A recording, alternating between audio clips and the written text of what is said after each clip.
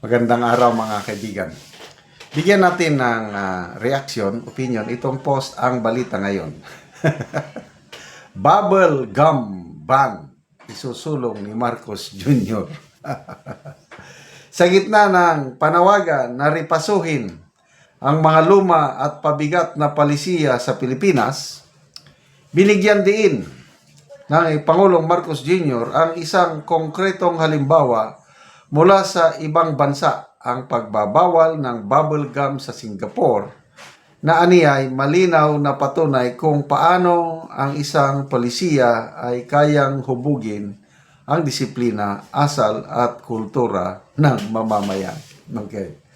Sa kanyang vlog, ipinaliwanag ng Pangulo na mahalagang sukatan ng isang magandang polisiya ang kakayahan nitong magbigay gabay, mapabuti ang pag-uugali ng tao, madaling ipatupad at higit sa lahat hindi maging perhiso sa publiko. Bilang halimbawa, ang polisiyang pandisiplina, taas ang tinukoy ni Marcos Jr. ang karanasan ng Singapore. Sabi niya, halimbawa,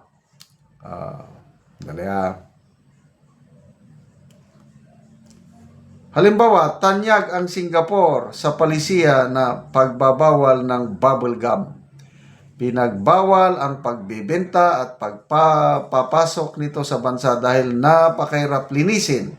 At kapag idinikit kung saan-saan, maraming insidente na na-stuck ang mga pinto ng tren dahil sa improper disposal. Lumalaki ang cleaning cost, delay at biyaya.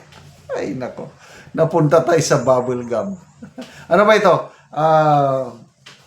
Diverticulitis na naman, diversion para mapag-usapan ng bubble gum at makalimutan ng flood control scam. Talking about discipline. Yung Marcos Senior na administrasyon, panahon ng martial law, doon ko nakita ang disiplina talaga. Sa ikauunlad ng bayan, disiplina ang kailangan. Sinabing, curfew! Walang lalabas sa ganitong oras. Ang lalabas sa batas na ito, ikukulong.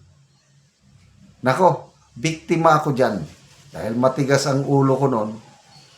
Alauna ata ng gabi, nandun pa ako sa labas. Nahuli ako ng pulis. Ikinulong. At dahil mahirap makulong, natulog ako sa prisuan ng isang gabi. Ay mula noon, ano na ako? Nag-decide na ako na susunod sa batas. Ganon. Style, yung may leadership ba? Yung problema sa pulburon, lumalala, panahon ng Marcos Sr. O yung nahuling pulburon Lord na si Lim Eng Seng. Piniring squad televised sa buong mundo. Dala ng shockwave sa buong mundo. Natigil ang problema sa pulburon panahon ng Marcos Sr. How I wish na maibalik tayo ng ganong pamumuno. Yung style ng Marcos Sr. at style ni Tatay Digong, halos magkaparehas. Mayroong matatag na leader, mayroong political will, mayroong sariling diskarte, at nakaka-enforce ng disiplina sa mamamayan. Ganon. Dapat. Itong Pangulo natin ngayon, meron ba siyang ganong political will? I doubt so. Kaya yung pag-iban ang bubble gum. Ay, nako. Paano na? Ako, nung bata pa ako, yan, kumakain din ng bubble gum. Ngayon, I don't know kung may mahilig pa ba sa bubble gum. Kung mayroon man kaunti. Kaya nga, bakit napunta sa bubble gum? Ang dami natin. Ang dami niyang pwedeng example. Napunta pa sa bubble gum. So, disiplina. Kailangan mo. Yung suggestion nga ni Senator Ping Lacson, ganahan ko yun. Yung, dapat ang Pangulo, sabi niya, magkaroon siya ng bastonero.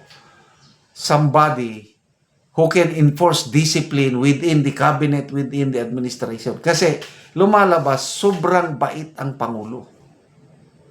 Oh, tinanong ni, I think, Katunying atang nagtanong sa isang podcast interview na, reklamo ng taong bayan sa iyo, masyado kang mabait.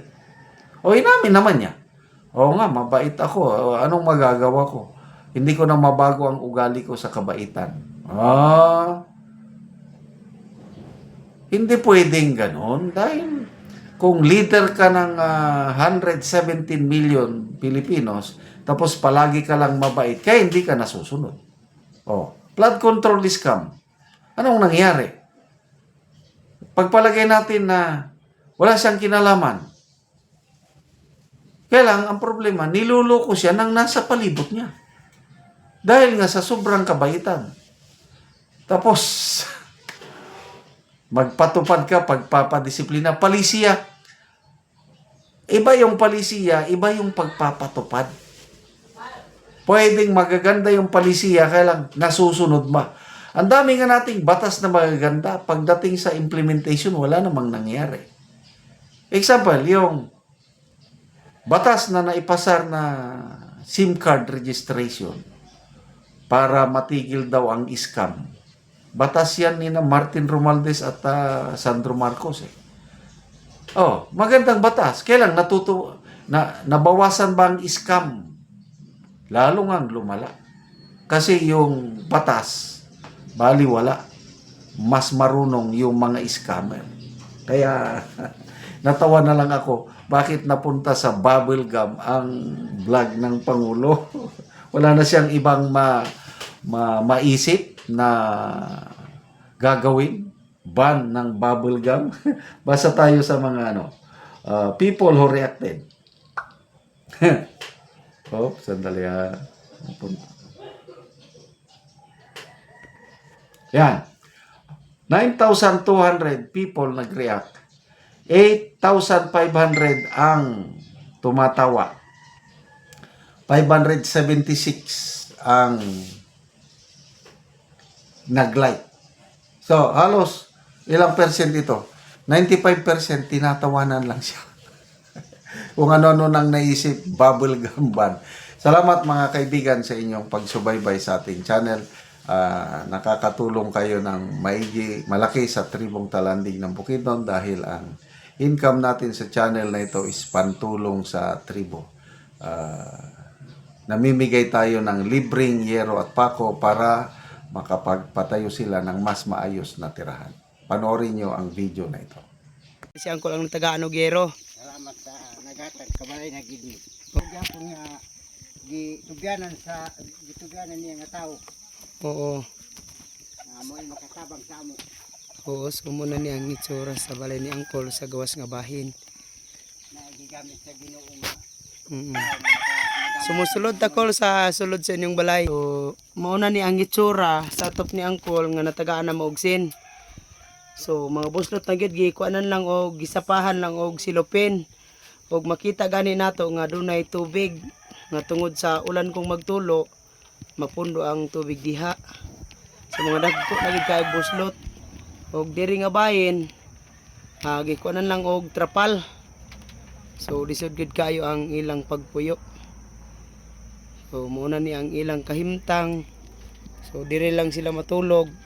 Ya ilang mga sinina pan kung mag-ulan naa na gyud sa ilaha ang ulan mo tulo. Sumupod ni ang gawas nga bahin sa ilang lutuanan. So naa lang sa yuta. Trapal lang og silupin nga nagisi nagyahapon. Og naa lang gani gibutang ang kuan sa gawas. Mga butanganan sa plato, kutsara niya lang sa gawas. So, kuan na gid kayo, piki gid ang ilang pagpuyo, luoy gid kayo sila. O karon kol, pila na ni katuig ang inyong balay nga nagantos mo sa ulan? Napulo na ni. Napulo na katuig. Oo, so dugay-dugay na gyud. gipanapahanan og salipin. Isapahan lang og silopin. Oo nga gitagaan mig sin kay maka og ang nagkahatag sa sin salamat sa iya na nakatop na gid mi. Hindi na may ulanan. Oo. Kaya na may naghatag sa amo. Naay na uwi. Amo. So magatrabaho pa ka Col, dili na. Trabaho pa. Trabaho pa bisan na kay sakit karon nga gibati. Trabaho gyapon kay. Hindi So man kining kuan ni Angkol mga ubag-ubag sa naungkol ba. So kuan lang gid sa tambal nimo. So lisod gid ang ilang pagpuyo. Kutob lang sa tambal. So salamat kayo Col. Sige,